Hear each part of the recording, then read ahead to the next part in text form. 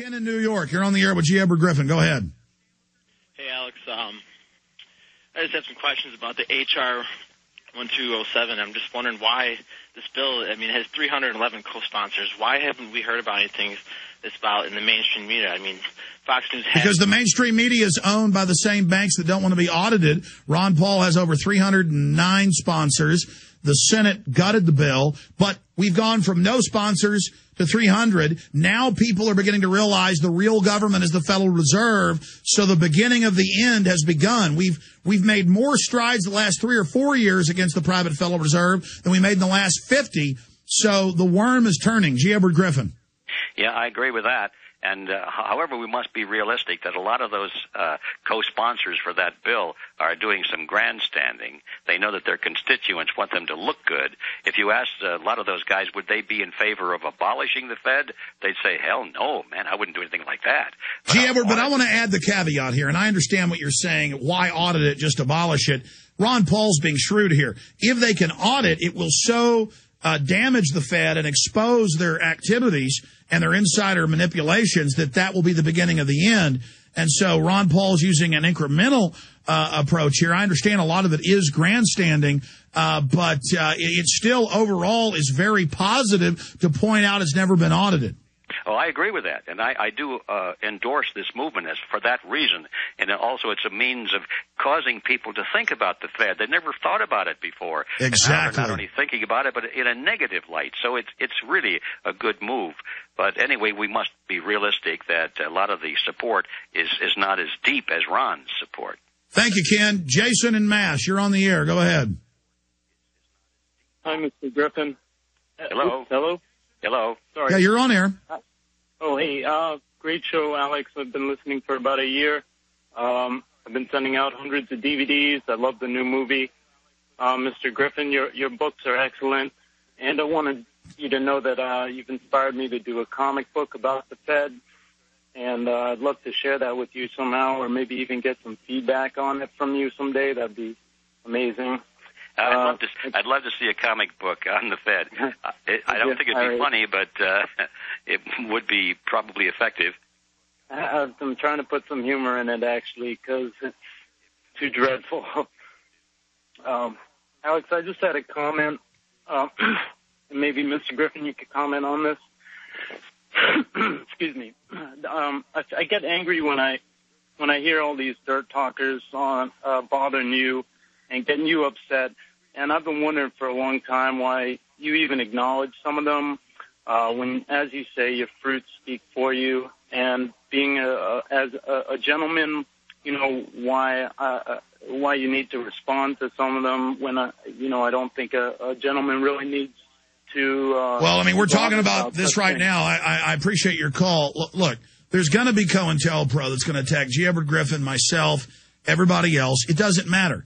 The world government's here. There's no more denial. What are we going to do about it? Do you have any comments on this, G. Edward?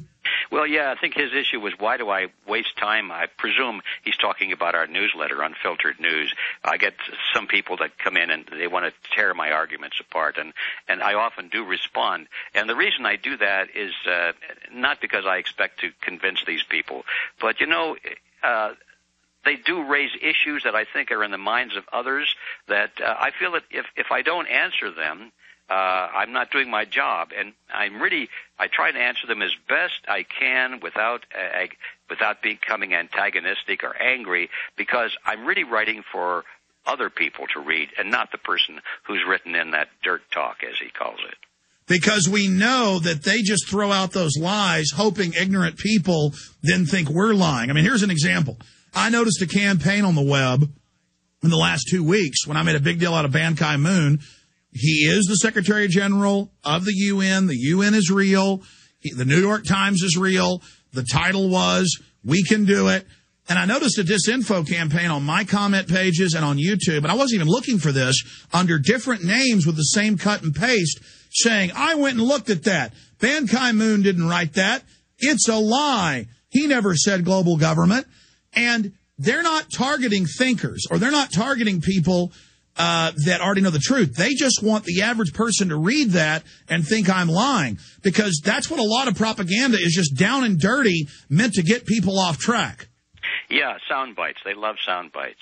I got a real hard look at that the other day when I saw a panel on the CFR. They were in the CFR building talking about how to convince people to go get those flu shots. And they said, well, we should have sound bites, like, for example, and then they said, tell the people that there's more mercury in a tuna sandwich than in a flu shot.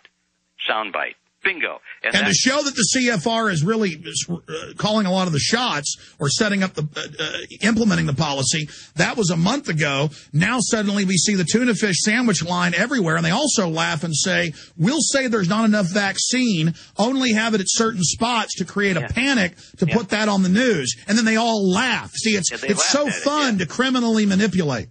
Yeah, so there it is, and that's why they love sound bites, because, as you said, that the unthinking people will accept that as substance. All right, we're going to let you go in just a moment. I know you're a busy man. We're going to take 2 quick final calls. Kevin in Wisconsin, you're on the air. Go ahead.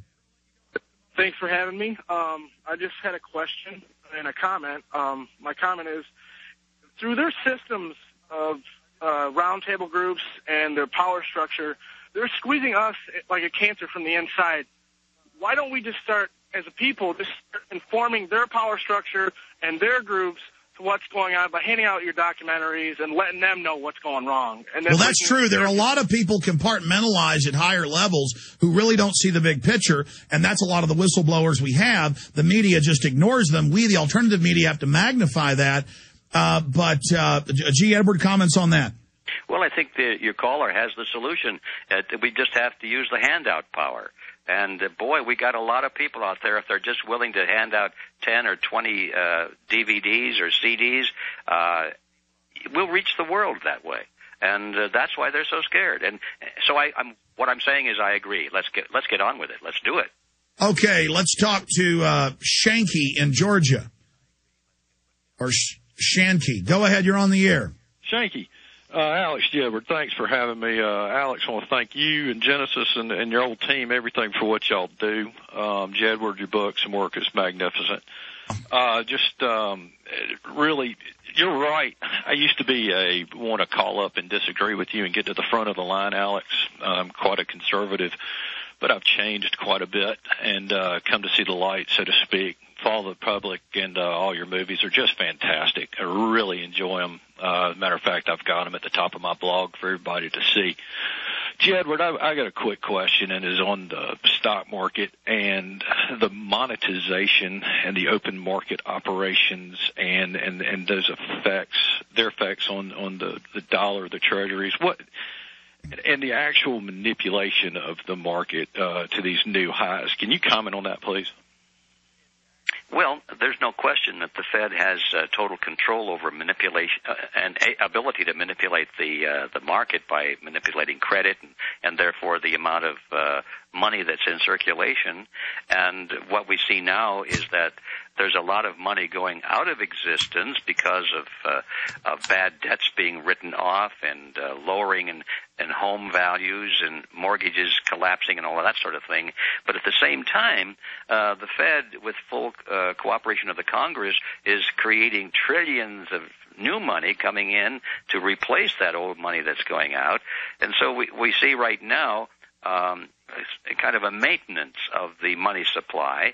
It's not growing nearly as fast as we might expect because there's money going out of existence at the same time.